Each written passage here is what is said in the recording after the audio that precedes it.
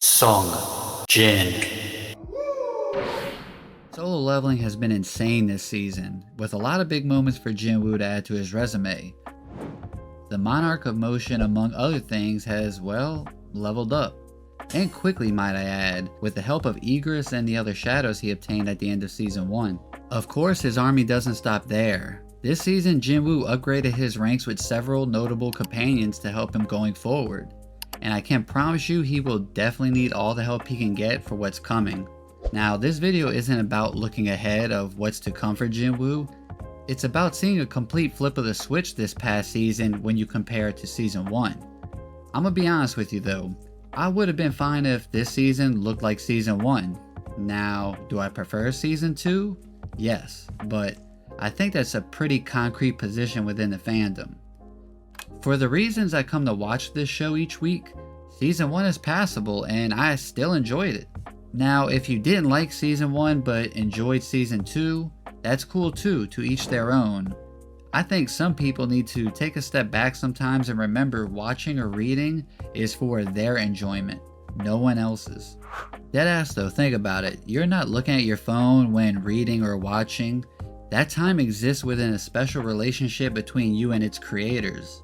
No one has any influence over your actual feelings at that moment. Well, unless you allow other people's opinions to flood your brain to the point you go into experiencing that media with a preconception based on others' opinions and experiences, not your own.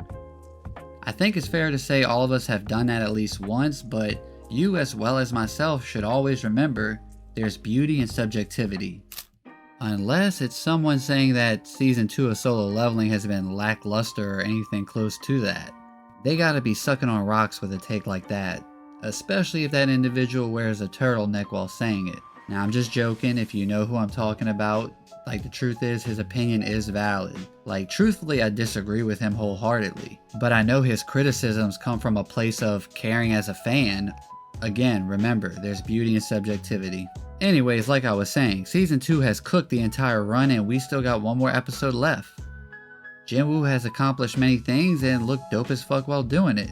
I mean, he's the man. This season alone solidifies him in the upper echelon of aura gods. Alright, I know I'm like basically spinning on it for Jin-Woo, sip the tip some may say, but honestly, look at his resume in Season 2, it is impressive. I mean, just to start off, he defeated some Diddy allegations early on just with sheer aura and, you know, like, not being a damn weirdo. Of course I'm talking about his sister's school friend. Then we meet Flock of Freakazoid, who challenges what or who Jin-Woo actually is. Monster, player, human, Monarch? Only time will tell, but this internal conflict is something that you invest in and care about with his character. A certain heartfelt moment later on in the season pays off beautifully if you buy into Jin-Woo the character. Then here comes Crash Out Kenny, who gets done in by Egress, then gets his goofy low IQ ass brought back by Jin-Woo and now named as Iron. All jokes aside, this moment is actually pretty important for the aforementioned internal struggle. Jin-Woo is at the center between the two conflicting sides of the crossroads he's at internally. Even deep down, he can't tell himself with confidence. It's something that sticks with him. Unable to choose a side, he allows the shadows to move on his behalf. This, of course, postpones the moment he will actually come to terms with the answer to that conflict. But we have to level, we move. No Baraka doesn't become a shadow, by the way. But we do get Pyru Shrek, who will now be known as Tusk. A super clutch addition. I would say his original name, but I feel like I sound like a Murloc from World of Warcraft trying to pronounce it. After this Redgate incident, he manages to successfully talk his sister's friend into giving up being a hunter since she is of the weaker class, and he also officially becomes S-Rank, so of course what's the first thing you do when you turn S-Rank? You take a tour of the big scary demon castle. Jin-Woo flexes his way into having a cute little side piece named Essel. Yes, she tried to kill him, but the crazy ones are special. In all reality though, she came in very clutch for Jin-Woo when he fought Baron. You know him, right? The Ozempic Barney looking demon lord? I mean, I ain't gonna lie, Baron was cool as shit. He showed up for the smoke and actually had the upper hand, but then again, Jin-Woo's crazy side piece stepped in to help him out, and he pulled it through. I do think Ino from JJK stole her whole bag though, low-key. Anyways, going back to Baron, Jin-Woo deals with him in the most savage way, rips his arms off on some SpongeBob shit, gives him the meanest uppercut I've seen in my long life. Trust me, I am old. After dealing with Baron, what does he do? Well, he takes his whip. Jin-Woo now has a dragon, and his actions have awarded him everything he needs to bring his mother back. This hit really hard for me. It portrayed the feelings of a man struggling with his place in the world and his own sense of self.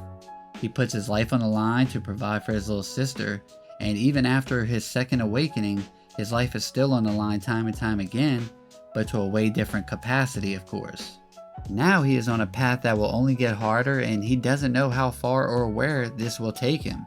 But to be honest, there are moments where it doesn't seem like he minds all that much. Any way you want to look at it, Jin-Woo is a young man who sacrifices a great deal of himself for the people he cares about as well as innocent civilians. He has a lot of weight bearing down on him, and the only thing that could alleviate that kind of pain was his mother.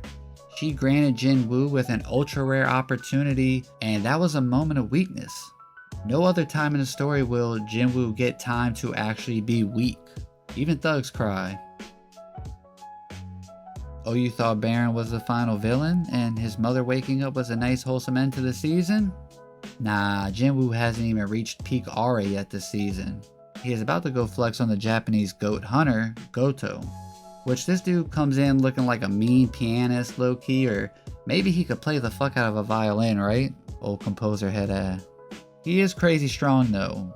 I think he's a preseason legend because the Ant King told him he ain't the one. But to be fair, the Ant King no-diffed every single person on that island.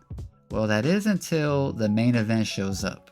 Now, I have seen some put this fight over Sukuna vs Maharaga in JJK Season 2.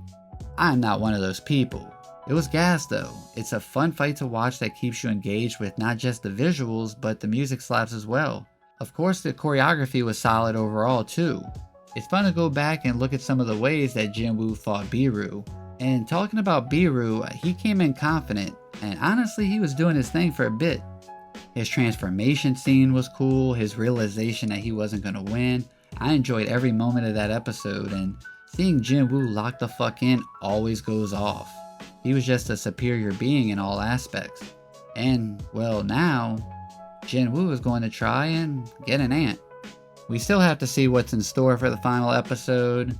I, like you, am excited to watch the finale, so that way we can see Jin-Woo put a beautiful bow on his impressive season. He made huge leaps in these 12 episodes. But if you read the source material, Jin-Woo's journey is not over. There will be even greater threats to challenge him.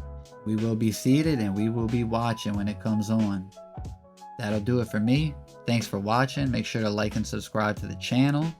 And remember, stay normie, stay weeb, shit even in between is fine. Until next time, peace.